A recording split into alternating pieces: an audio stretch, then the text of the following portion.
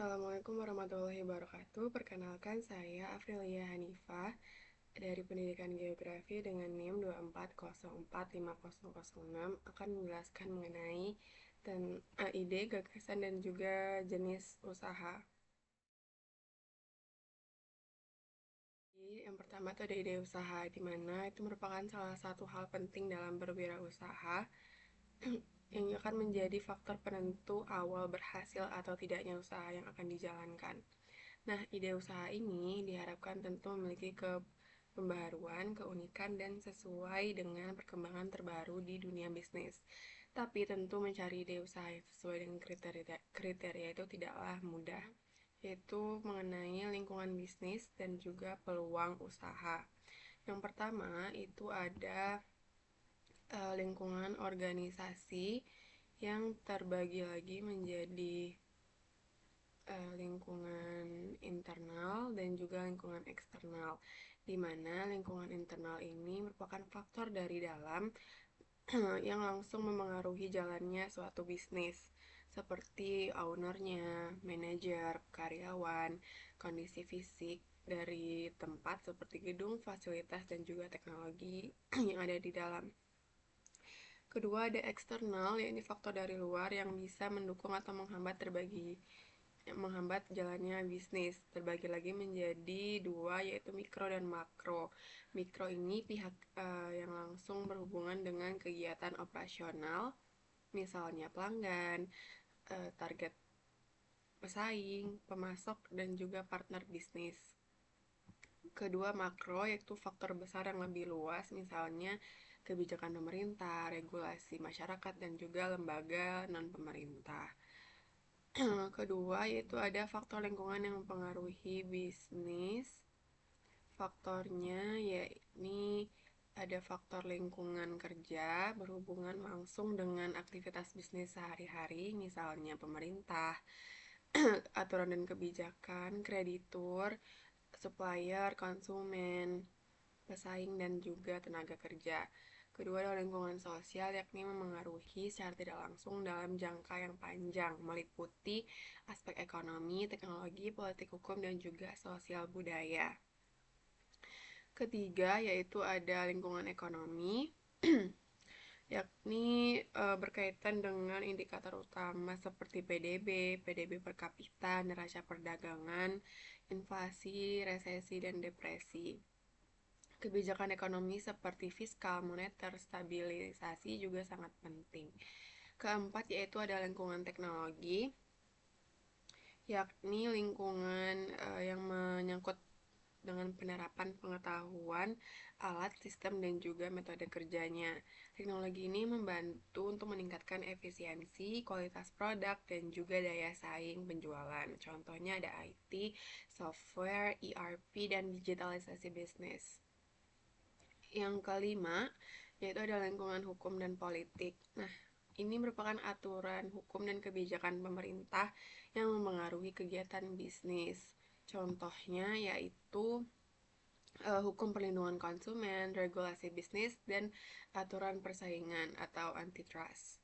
Pengaruh politiknya ada kebijakan pro-bisnis, misalnya tax holiday, insentif investasi yang dapat mendorong pertumbuhan bisnis, dan ada juga kebijakan anti-bisnis yang meninggikan pajak, lalu ada regulasi yang ketat, itu bisa menghambat jalannya suatu bisnis. Yang terakhir ada lingkungan sosial budaya, yakni terkait dengan nilai, adat, kebiasaan, dan juga gaya hidup masyarakat.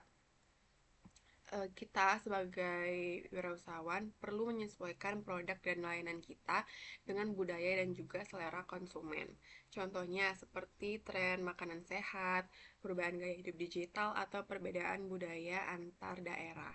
Next slide, yaitu memunculkan ide dan gagasan berwirausaha, di mana kita tahu bahwa wirausahawan itu merupakan orang yang menciptakan dan juga mengembangkan produk, ide, ataupun konsep bisnis baru. Ciri utamanya dia harus lebih kreatif, lebih inovatif, lebih peka terhadap tren yang baru, serta gigih dan tangguh, yakni tidak mudah menyerah menghadapi tantangan. Jadi, inti dari keberhasilan berwirausaha itu bukan hanya soal ide kreatif, tapi juga mampu bertahan konsisten dan pantang menyerah dalam menjalankan usahanya. Ada pengertian gagasan dan ide usaha, di mana gagasan merupakan inspirasi yang mendorong lahirnya ide usaha sekaligus menjadi titik awal terciptanya suatu bisnis. Dalam konteks berwirausaha, gagasan dipandang sebagai kekayaan intelektual yang bernilai sangat tinggi dan perlu dilindungi melalui hak cipta atau paten agar tidak diplagiasi. Menurut KBBI atau Kamus Besar Bahasa Indonesia, ide atau gagasan merupakan rancangan yang tersusun dalam pikiran yang baru yang akan menjadi karya cipta ketika dituangkan dalam bentuk nyata melalui tulisan, gambar, ataupun tindakan. Nah, proses perubahan ide menjadi karya cipta ini membutuhkan berpikir logis, usaha berkesinambungan, serta perbaikan dan pengembangan agar lebih matang. Tanpa adanya tindakan, ide hanya akan menjadi sebuah pemikiran semata. Sementara itu, usaha diartikan sebagai kegiatan yang menggerahkan tenaga dan juga pikiran untuk mencapai tujuan tertentu. Dengan demikian, gagasan adalah pemikiran yang baru yang diwujudkan melalui tindakan nyata sebagai langkah awal dalam menentukan dan membangun sebuah ide bisnis. Next, ada munculnya ide wirausaha. Ide wirausaha ini tidak datang secara tiba-tiba, melainkan perlu dicari melalui pengamatan, pengalaman, kreativitas, dan mampu membaca peluang bisnis yang ada. Ide dapat bersumber dari pengalaman pribadi, perkembangan teknologi, ataupun analisis pasar. Pengetahuan serta brainstorming dan collaboration. Peluang usaha juga bisa diciptakan melalui kreasi dan inovasi baru yang profitable dan diluncurkan pada waktu yang tepat. Nah, untuk berhasil, penting memilih produk yang profitable dan diluncurkan pada waktu yang tepat.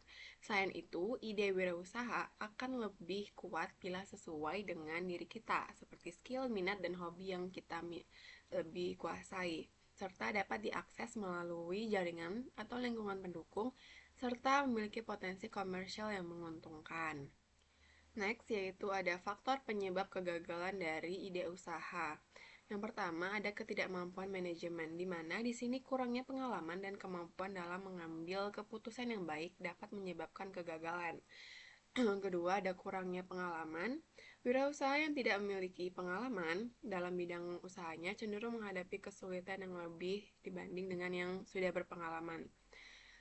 Ketiga, itu lemahnya kendali keuangan, di mana pengelolaan keuangan yang buruk, termasuk kekurangan modal dan kebijakan kredit yang tidak tepat dapat menghambat kelangsungan usaha tersebut. Next, ada gagal mengembangkan perencanaan strategis, di mana tanpa rencana yang jelas, usaha tidak memiliki arah dan tujuan yang baku sehingga sulit untuk mencapai bisnis yang ideal. Lalu ada pertumbuhan tidak terkendali, yakni pertumbuhan yang cepat tanpa perencanaan dapat menyebabkan masalah yang sulit diatasi. Next, ada lokasi yang buruk, di mana pemilihan lokasi yang tidak strategis itu dapat mengurangi efisiensi operasional dari usahanya. Pengendalian persediaan yang kurang baik, ketidakmampuan dalam mengelola persediaan dapat menyebabkan kekurangan stok dari kehilangan pelanggan.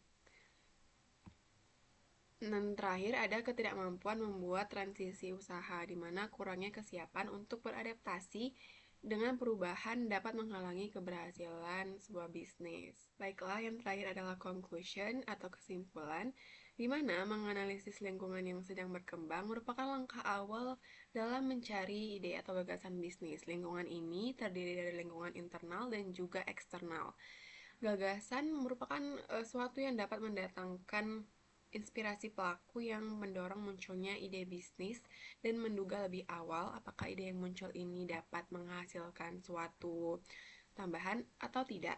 Nah, untuk seorang wirausaha, gagasan adalah hal yang menjadi awal penciptaan suatu usaha.